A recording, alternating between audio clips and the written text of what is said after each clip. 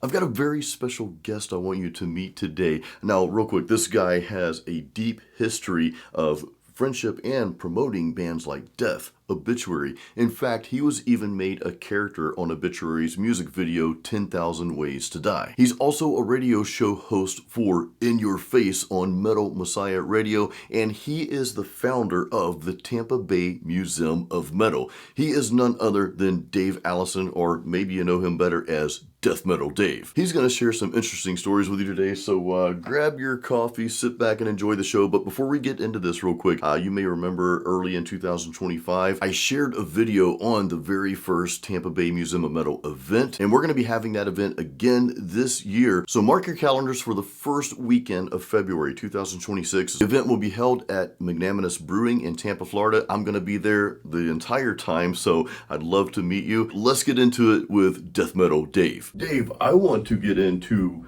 kind of your history. You're friends with the guys from Obituary. You were at the practices with them, the practices with Death. I mean, how did you get into all this? I lived in Alabama, and I knew some friends up there that would eventually become the band called Skeletal Earth in Huntsville, Alabama. Cool. A really great hardcore death metal crossover. So check them out, Skeletal Earth. I moved to Florida, and the vocalist, Travis from Skeletal Earth, said, "Hey man, come over to my house. You're moving to Florida, Tampa, you got to come over here." And so I went to his house and he said, "Hey man, you're moving to the area where the band Nasty Savage that you love, yes, and Sabotage is that you love." And I was like, "Whoa, you got my attention." And he says, "But there's this new up and coming thing called death metal, and it's where this band Death is, and Massacre, and Executioner, and Amon, and Morbid Angel," and he just went on. And I was like, I knew nothing about it, and I really wasn't into Scream Bloody Gore was already out from Death, and I really didn't grasp me right then. It took a little bit, but then I moved to Tampa, and so I sought out this scene that he was talking about because I was a music lover and I loved metal. You know, the traditional Metallica, Megadeth, Merciful Fate, Slayer, I was into all that, and Celtic Frost and so on. So when I moved to Florida, my focus was finding the scene. And I went to a place called the Sunset Club, and it was a death fest. Oh, cool. And Death was playing. Okay, I saw it on a flyer, and I was like, okay, he told me about that. And I went up there, and I went to the first group that was there, approached him and said, "Hey, what's up?" Because my buddy had said, "Hey, you got to seek out this one dude." And I said, "Is anybody here in Death?" And this tall guy says, "Yeah, I'm in Death." And I said, "Yeah, Travis told me to find you guys." He goes, "Travis from Skeletal Earth?" He goes, "Yeah, I'm Terry." He goes, "Oh, I told." That's how I met Terry Butler. Oh, wow. Basically, one of the first people I met in Florida.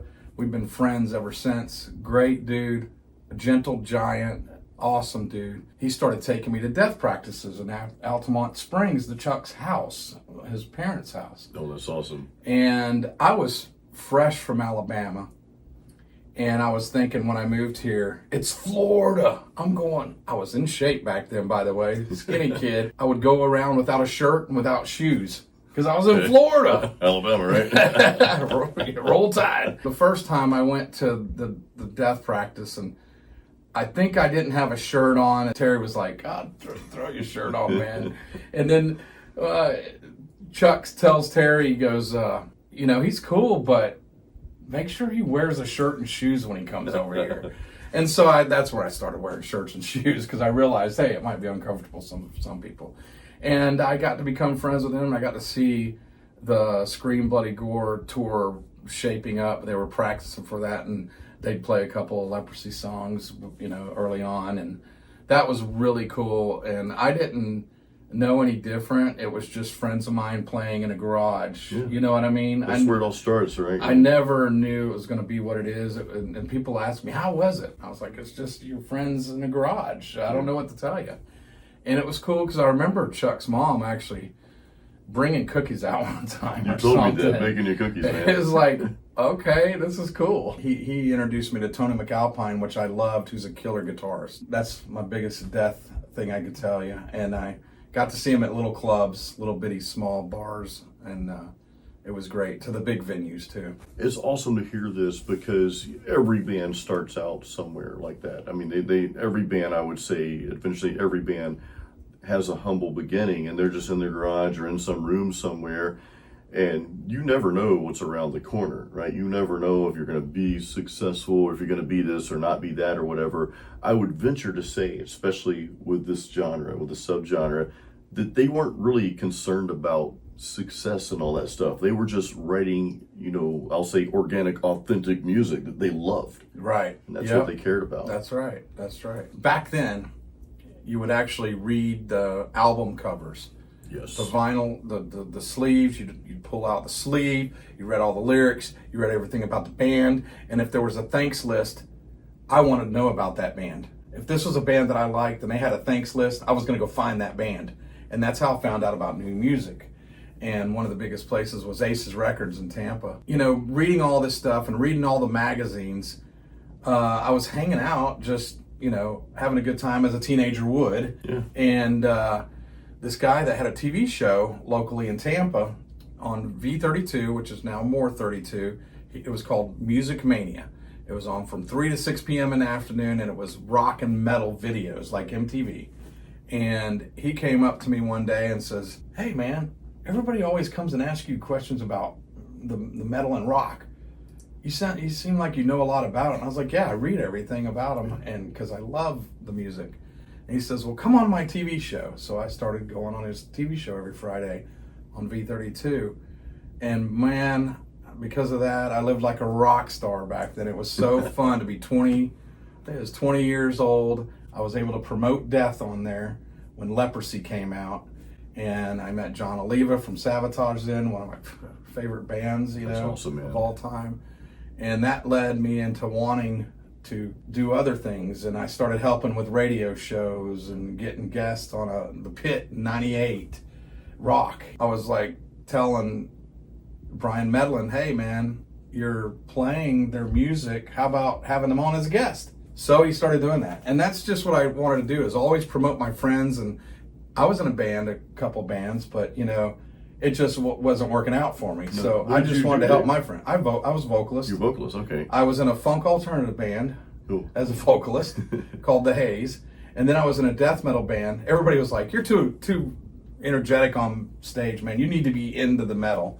And so then I joined a death metal band and we called it Wilted Existence for a little while. But it never materialized into anything bigger than just a band playing at clubs. And you also, like you said, you promote. And I've always, when I talk to people, sometimes people will tell me that they're not sure what their passion is. But I know they love something. Like maybe they're not a guitar player or a singer or, an artist or a writer or whatever the case may be.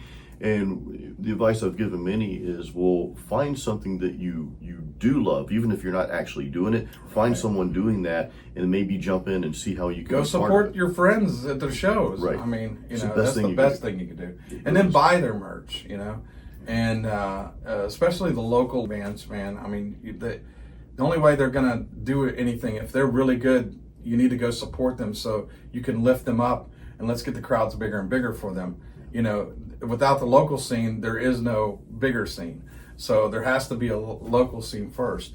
Back to the history, you wanted to know about Obituary. I want to know about Obituary. Yes, I was just about to ask that, man. How did you get involved with these guys? It's funny, about the same time I was going to the Sunset Club, and that's where I saw Executioner. And then they had these freaking pyros where the place could have burned down, man. I mean, pyros that went to the ceiling and the fire would go rolling. Oh, dude. And it's like, now you're thinking about it, and I was like, oh man, what were we thinking? So anyways, I seen him, and I was working the same time I was doing a TV show. Actually, I was working half days on Fridays in Mulberry, a little town in Florida here. I would go be a parts runner, and I went to a place where they sold hoses, hydraulic hoses, because we did custom dump trucks and stuff. And I walk in there, and I see this dude wearing a hat, and he looked like he had short hair, but he looked dead. He had the sunken eyes, and we had seen each other a couple times. I was like, "Man, you look familiar." I said, "Are you in a band?" And he goes, "Yeah, I'm an Executioner." I was like, "Oh man!" And that's how we became friends. Was Trevor from Obituary, because he always had those sunken dead. He looked dead, Yeah. but he was alive, you know, and such a cool dude. One of my best friends in life. I still talk to him, text him all the time. You know, you and I, we just saw Obituary live. You've Yes. seen them several times, but Many times. what a phenomenal show. Even though they are my friends, I just have to say, even if they weren't, they are one of the best live bands sounding.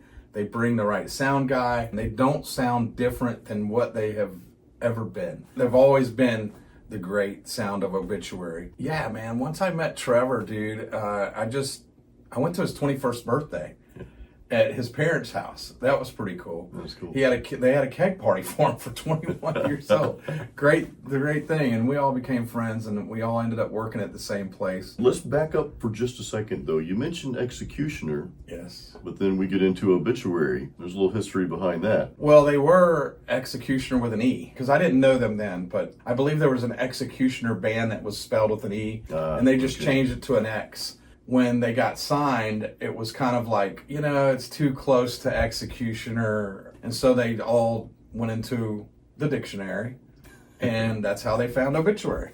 And it's one of the greatest names, I think. Later on, Obituary started touring more, and I didn't join the road crew, you know. Then I ended up having a child. Oh, man. And then, which is great. So I dropped out of scene for a few minutes. And then I jumped back in the scene, and I started helping them again, you know. And they were a little bit bigger then. And I started going out to a couple festivals as a TM for them a couple times. I'd sell merch at occasions. Even early days, I sold merch. And then I helped them. I booked their shows in Florida for a long time. And I also ran their social media for a little while. And then I also answered their fan emails for a little while. But I'm going to tell you, Obituary, if you email them, John Tardy's answering it. That's awesome, man. That's awesome. Yeah. And good dudes, man. And you know, between that and Death and the Morrisound time, Death invited me to the studio at Morrisound Recording. And so did Obituary. And I guess, I don't know what it was. Scott Burns saw that I wasn't fanboy. I just chilled, you know. I wasn't bringing a camera going crazy. And it's a lot different than now than back then. Now I'm going crazy, but back then I didn't. And after a couple of bands that were friends of mine that were in the studio, I guess Scott saw and trusted in me, and he would call me and say, hey, would you mind coming down to the studio? You want to hear the new Sepultura? Oh. And I'm like, sure. Sign me up. Now, that's how I said it to him. Sure. Yeah. In my head, I'm going, yeah. And then so I'd go to the studio, and I remember Andreas was sitting in the console room, and where there was couches and such, and he was touching up solos. He's doing solos. Oh, that's cool, man. But he swiveled around and said, Andreas, I think that's it. What do you think? And he says, yeah. And then he swirls around to me and says, hey, you want to take Sepultura out on the town to Guavaween? I'll meet y'all there later. I want to go home. And what it was is he needed a break from these bands sometimes. Yeah. And so then it became in a relationship where he would call me and see if I wanted to take Master out or Cancer, Napalm Death. Okay. And it was like a bunch of bands that he would ask me if I want to take around town, to show town. And I was happy to do it. And it was cool. I still have relationships with most of those bands. It's pretty cool. And that's how I met a lot of bands, and as well as promoting. I did a lot of shows promoting too. Yeah, you did a ton of promoting, man, and that's awesome. I mean, I'm glad you guys get to hear this because, you know, yes, you're a fan of the music, but you went to that deeper level. And like you said, you weren't like fanboying over the bands and all that stuff. I was in my head. In your head, yeah. But that's it. But you saw an opportunity though to jump in and help, and it's just cool to it's cool to hear that, man. Just wanted the metal scene to rise more. You know what I mean? I thought it, warranted more glory. Like this museum, that's one reason I'm doing that. That's why we're doing it. And I'll say this too: at the museum, we're about to get into that. By the way, there's some really cool stuff we want to share. I want Dave to share, but not only will we have these iconic bands that, you know, pretty much started, you can argue that they started death metal here in Tampa, the Brandon area, Florida, or Florida in general, Orlando. right? But then you've got some other bands that aren't from that era that's going to be represented there as well. Oh, yeah. So guys, the Tampa Bay Museum of Metal, let's roll those dates out one more time, and we're going to get into a few details. I'd love just sitting down chatting with you, but what are the dates on this again, Dave? Saturday, February 7th from 12 to 10 p.m. and on Sunday, February 8th from 12 to 4 p.m. Even though it's called the Tampa Bay Museum of Metal, it represents all of Florida metal and the musicians that are in other bands throughout the world also, but they reside in Florida and have for a long time or have recently. And it's all genres of metal, so it's something for everybody that's a metalhead. It was so cool to be a part of that last year and to film that, man. It's like an old school family gathering where you're not at a concert and you can actually talk about the scene, the metal scene. It's really cool. It's an experience literally like none other. Like, we love going to concerts, we love all that, and we'll always do that, but this is just a completely different experience. Like you said, you get to talk to people. I remember talking with James Murphy. I got to meet him, and he actually did a quick little interview here on the video I did last year, and I got to meet so many other musicians. And dude, it's just an experience. It's like, if you're in the area, you must come to this event. I'd say it's even worth flying down for if you live far away, like on the other side of the U.S. or the world for that matter. This is worth flying down for. It is unlike any other event that I've ever attended or anything because, one, you can drink beer. Yes. It's like a museum, but for metalheads. Speaking of beer. Guys, this is the official Tampa Bay Museum of Metal beer. The Magnanimous Brewing, they brewed this for you, right? Yes, and we want to thank them for sure. That's where it's at.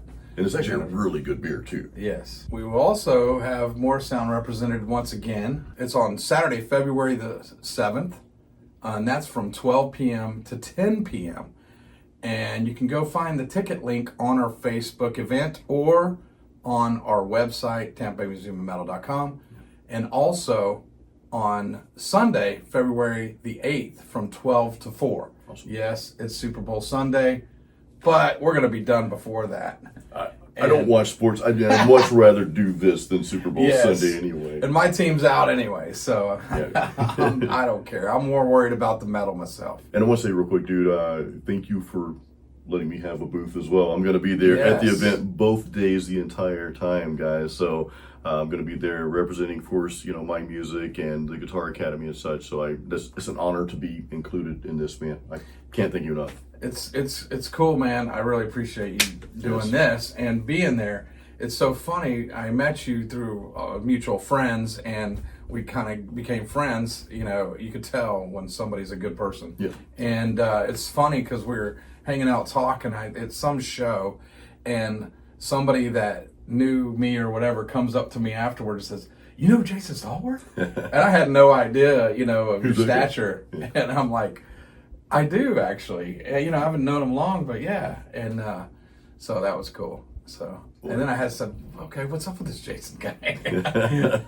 No offense, I just didn't know it. No, it's okay. Most people don't know me. Dave, want to say thanks for coming over, man, and thanks for eating dinner with me too. I appreciate it, man. That's so awesome, dude. I appreciate you being here. That steak was killer. Yes, it was good, good, and my wife seasoned it. I grilled it, so yeah. Awesome. But thank you, guys. You can get all the information in the description of this video here. If you happen to be watching this after, you know, of course, after the event in 2026, that's fine. Thank you for watching, but still follow Dave, Death Metal Dave. Follow the Tampa Bay Museum of Metal on their Facebook. Also, you have a YouTube channel as well. I've got the website. Got everything you need in the description, so do check that out. Dave, once again, it is a great honor, dude. Yeah, man. Appreciate it, man. Bro. And to all of you watching, thanks for watching, guys. As always, keep it metal. It's Death Metal Dave. In your face.